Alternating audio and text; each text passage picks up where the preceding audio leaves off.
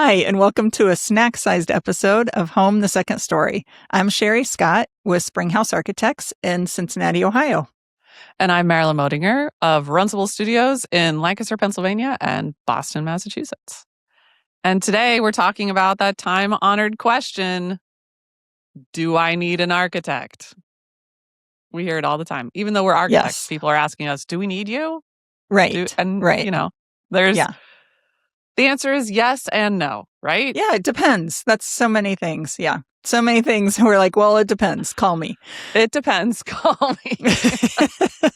Can we just always say that? Yeah. That's our whole podcast. It depends. It depends on size of project, type of project. You know, in general, I would say there are two different ways you can decide this. Number one, is it required? Right? Some states, some municipalities, in general, require architects for residential architecture. You have to find out where you are if that's required. Commercial architecture, 100% always has to have an architect, no question. But we're focusing on residential. So there is an option there for you to decide if you want one, unless it's required in your area. It may be required in some funny ways. So it's often required above a certain size house or a type of project. So in our Boston projects, it's often required even for the smallest projects because we need to do a zoning analysis and the jurisdiction wants to see an architect do the zoning analysis and then also do the drawings that go along with the permit and all of that. So a lot of times, even on small projects that it seems like, why would you need an architect for? And it doesn't hit those minimum size thresholds that the state requires. The city, like Boston or Cambridge or Somerville, might require it because of the complication of the zoning analysis. Could they do just the zoning analysis and not use you for the entire project? I mean, technically. If it is controlled construction, they have to use an architect throughout the project. So what is controlled construction, you might ask? So in the state of Massachusetts, that means that an architect has to sign an affidavit at the beginning and the end saying that they prepared all the drawings and that they and at the end that they fulfilled all the requirements required by the state of an architect on a project. So that's always required for commercial work and larger residential.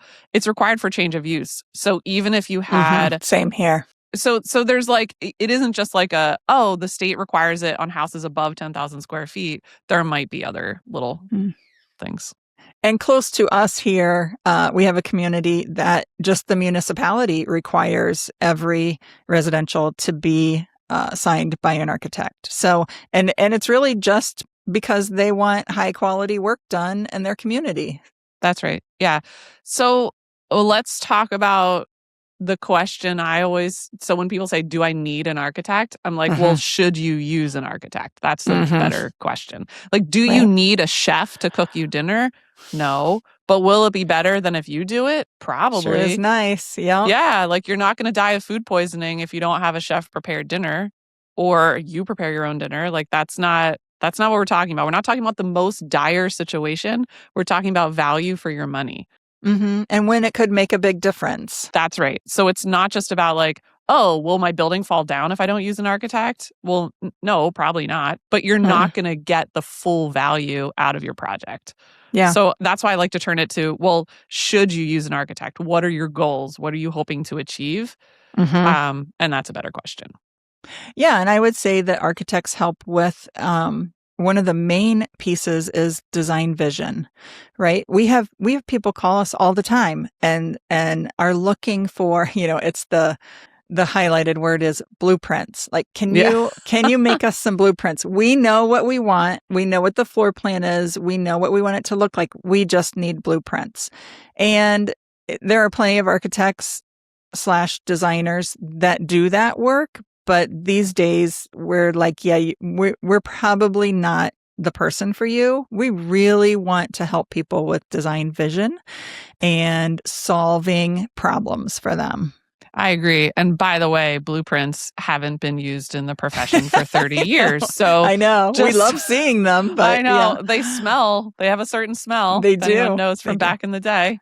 Well, let's talk about that for a second. Not the blueprints part, but the part about design vision. So, I've been on plenty of projects so I do a lot of design consulting. So I'll work with someone who might be working directly with a builder and they hire me for 1 or 2 sessions to kind of finesse their concept or look over their drawings, not for code stuff, but for opportunities they might be missing. And every single time there's weird stuff that a builder has drawn, because a builder is a builder, not an Mm-hmm. architect. Just Mm-hmm. like an architect is an architect, not a builder, right? Like that Right. Right. they're separate professions, they're separate expertises. So when I do these consults and I'm meeting with people, usually houses are way too big and they're sort of planned really inefficiently. Like they might have long, weird hallways. There might be like weird leftover space. So oftentimes we can cut the size of the house down by 30%, but it actually, or some significant number, but it actually gets better. Yes. I totally agree with that. The spatial awareness and the things that come with doing this for so many years and only focusing on one craft really makes a difference in the final product. The other thing that we like to say is different is you can't put the houses we design just anywhere. Like we design the house to the site. So do you have a flat site? Is it long and open? Are you on the side of a hill? Where's the sun orientation? We start with all of those things. So we have people come in and they have inspiration from an internet plan. Nothing wrong with internet plans. Some of Nothing them wrong are with that. very Yeah. well designed. But we still want to take a step back and say, okay, where is this sitting? Are you in the middle of a suburban neighborhood where you can't orient the house? Are you in the middle of 120 acres or 10 acres where you have options of where you place it, how you orient it? Those are the kinds of things that we like to get into, that, buying a plan or getting blueprints drafted, they don't get into that. That's right. Well, and let's talk about the other big elephant in the room when it comes to hiring an architect, which is cost. So a lot Yes. of people don't want to hire an architect because it's going to cost them too much money. So a custom architect for full custom services for a custom house, custom, is going to be 15 to 20% of the cost of construction. We are 12 to 14, but that's Ohio. That's a difference there. Well, also, we might be including different levels of service. True. Right? So that we are providing every single selection. We are going with the owners to the showrooms. We are picking absolutely everything out down to the hinges on the shower and speccing that out in the drawings. So ours is full service with full CA.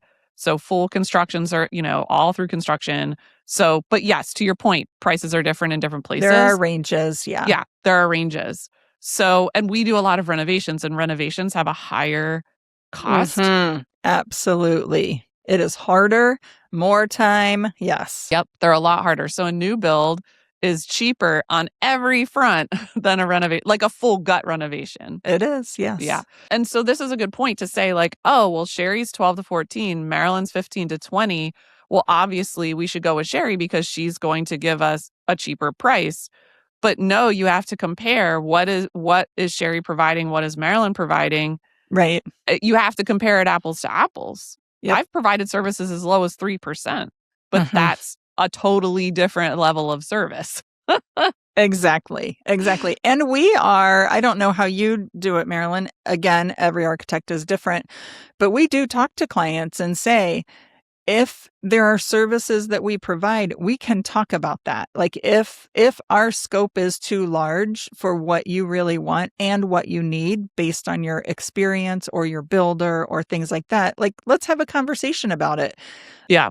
And less often are we reducing our services because we truly believe that is the best solution for people, for us to be involved the whole way through. But we do have that conversation, and there are instances where we end up coming down off of that percentage.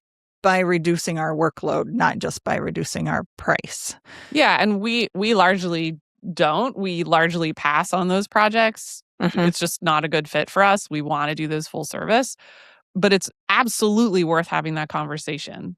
Well, on top of that, the different level of service, like let's say you met with that client and then they said, "You know what? Yeah, we'll go with reduced services with you and we will handle the construction side of things. We don't need you to do CA services," is what it would be called. So we don't need the architect, Sherry. We don't need you during construction. Well, then my question is, who is doing that work? Because there is real work. You're not cutting the architect's fee and then magically the work also goes away. The Right. work has to be done by someone. And if the builder's doing it, the builder will charge you more. Yes. And if the builder isn't doing it, then the homeowner has to do it. Right. And we've talked to several people like that. They've said that. Yeah. And many people overestimate their abilities or their time or their to be able, time. to be able to do that. It's a ton of work. Yeah. A ton of work. And I tell people, you're a professional and an expert at what you do. You don't have the time, or I'm sure they have the capabilities. I have very smart clients, but they don't have the time to learn everything that they have to learn in time to avoid costly mistakes. And I think that's where you were going with, like, what does it cost to hire an architect? Well, what does it cost not to? Yeah, absolutely. And when you're looking at how builders charge, so where I work up and down the East Coast, builders charge for their work. And then there's a line item that says profit 15%. So they are charging for the cost of the work. They're paying all their guys, they're paying the subs, they're paying their overhead. And then Yes. there's a line item that says profit 15%. Yes. And isn't that smart? I am charging 15%, and that includes all of my stuff. All of our costs. So why don't people push back on the builder? This is my eternal controversial opinion. And by the way, I used to be a general contractor building homes, so I have been on that side for real. Why don't people, no one push back on us then, but they would push back on the architect. And I'm like, they're like, well, we don't think you deserve 15%. I'm like, do you want to know what my profit margin is on that 15%? Like, your builder is charging 15% on top of after he's paid his guys. I am taking 15% and paying everybody. Right, because those are all line items. Yeah, those are all line items in the construction cost, which, and I know you believe this too, builders' jobs are very hard, and I'm not trying to take anything away from them. Not at all. Just saying, why negotiate our work down when it doesn't go both ways? Yeah. When it doesn't go both ways, or when you're not understanding that 15%, we are working our butts off within that, and we have to have our profit be within that. And I think that good builders understand that really well, and good builders encourage homeowners to have a really good architect, because good builders know that their job is so much easier when there's a good architect. And we're a partner. We're a partner in the project. Yes, 100%. I have many builders that we work with that way. Yeah. The other thing that I think is very important that we, at my firm, we focus on endlessly is guiding people through the process. It is a tough process from very beginning, very first meeting, all the way through moving in.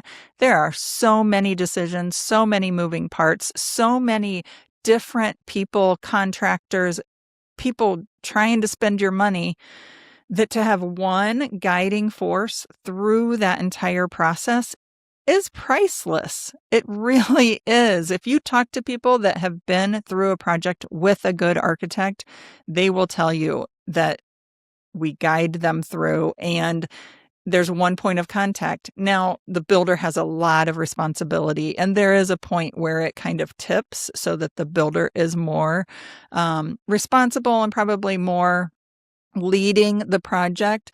Yeah. But for that same person being in there and being consistently guiding you and helping you and answering dumb questions, right? Like you're going Yes. to end up having a lot of dumb questions. And I always say, this is where we are. This is okay. This is the point of the process, and ask away, and I'll try to explain it. Absolutely. And the other thing that we're there providing, which is a big help for the builders. So the builders can focus on building, right? And managing the subs and dealing with all Yeah. of the complication and the craziness that happens there. We are not only answering the little dumb questions that we want and we welcome from our homeowner clients, but we're also providing basically therapeutic services. So At times. there's sort of a joke, right, amongst Yeah. custom residential architects that a lot of what we do is marriage counseling, family counseling, communication counseling, like that kind of stuff. Yeah. And we laugh about it, but it's true. So there's someone guiding you not just on the, oh my gosh, this faucet that we loved is now discontinued. What do we do? But there's also someone guiding you through the dark times. I just had this the other day where, we're in a tough spot in a project, totally normal. But I see it as totally normal because I've been here 1,000 times. Right. But I can recognize when my homeowners are getting nervous or it's just feeling really overwhelming. And I can come in and say, I have never not finished a project. I have never not seen a homeowner thrilled with the result. Stick it out. You're gonna be fine. I promise you. It's gonna be a little scary, but you're gonna be okay. Yeah. Yeah. And that kind of boost and also helping people make decisions between couples, but navigating families. We do a lot of multi-generational work. How do you navigate all that? And we're there as a third party trained to help people do that. The builder is not. The builder needs to focus on building. We are trained to do something different. And you want to move into your house and be like, wow, that was tough, but I'm so happy. And we're all talking to each other still.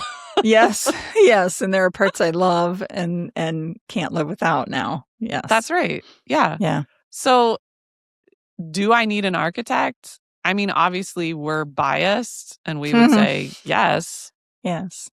Not every project, honestly. I think every single project could benefit from an architect. True. But that doesn't mean they need one. They don't need one, really. I mean, we tell people a lot. Well, not a lot. We get calls and they describe what they're looking for. And I could spend, this same 20 minutes that we're spending on this podcast explaining to them why it would be best for them to have an architect. But most times people know what they need and what they want. It's very true.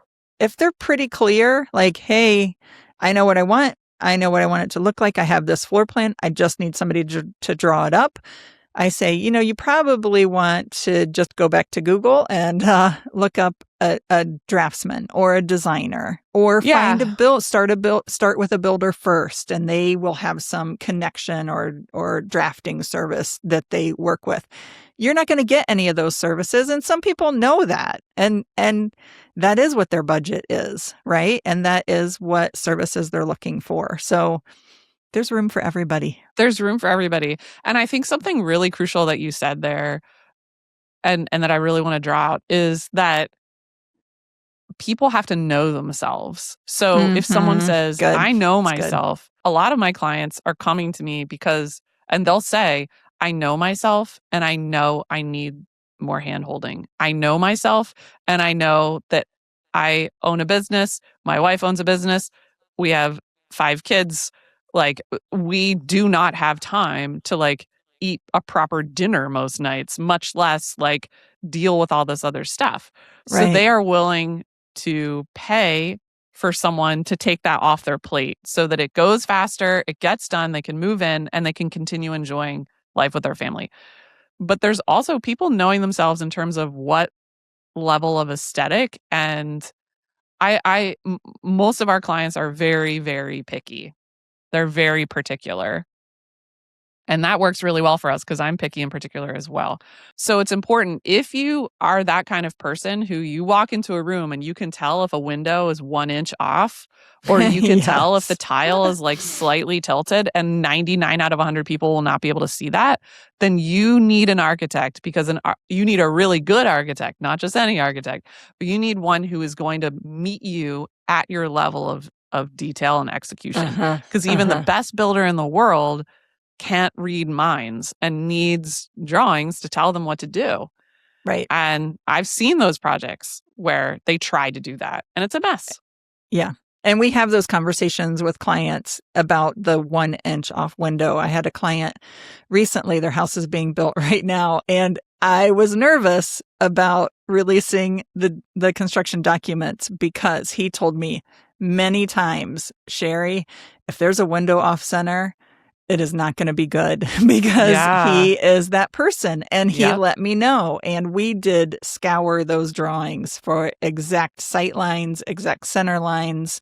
We accounted for the 1/2 inch of drywall that was going to come on, where we really dimensioned to the studs. There are things to go through to make it that level of quality. That's right. That people are looking for. That's right. It's the difference between buying a suit off the rack or having a suit custom tailored. Yep. Great point. You buy the right size off the rack, you'll still look great. And there's a one in the middle, right? Where you buy the suit off the rack and you take it to a tailor and get some adjustments, right? So there's that. But if you want a full custom suit that is exactly the way you want it, down to every single detail, because we can do whatever. The only thing that stops us is money and time. Well, and gravity and code. But, as far as things that we can control. So, if you know that you're going to want the custom suit level, then go for that. If you're like, I want a suit off the rack and I'm going to tailor it, or I want a suit, whatever. You guys get what I'm saying.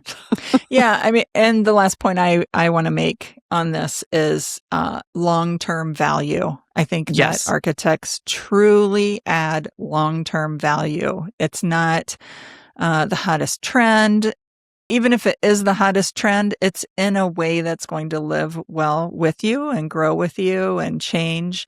There's a lot to be said for long-term value in a home that should last forever. Yeah. Even if it's not for your family. Like this buildings last forever. Yes. They should. Yes. Not all of our buildings will these days, but they should, and we should design for that.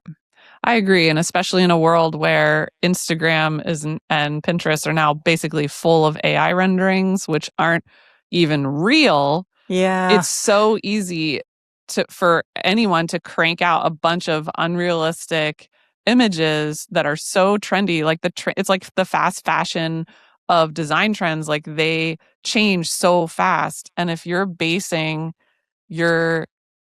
if you're sort of in that world and you're basing the design of your home on a bunch of like viral AI images, instead of tried and true design principles that people have been in the industry for decades, understand and can translate to aesthetics that are fresh and don't look dated, but are also in 1 year, you're not going to look and go, ooh, that was like 7 Instagram trends ago and I don't like it anymore. Right. So, and that's what we're here to do, is to help translate that stuff into something that's timeless for people. So, well said. Thanks for joining us today on Home, the Second Story for a quick snack. Questions for us, topics you'd like to cover, or are you interested in being a guest? Reach out at admin@htssspodcast.com and follow us on Instagram. See you next time.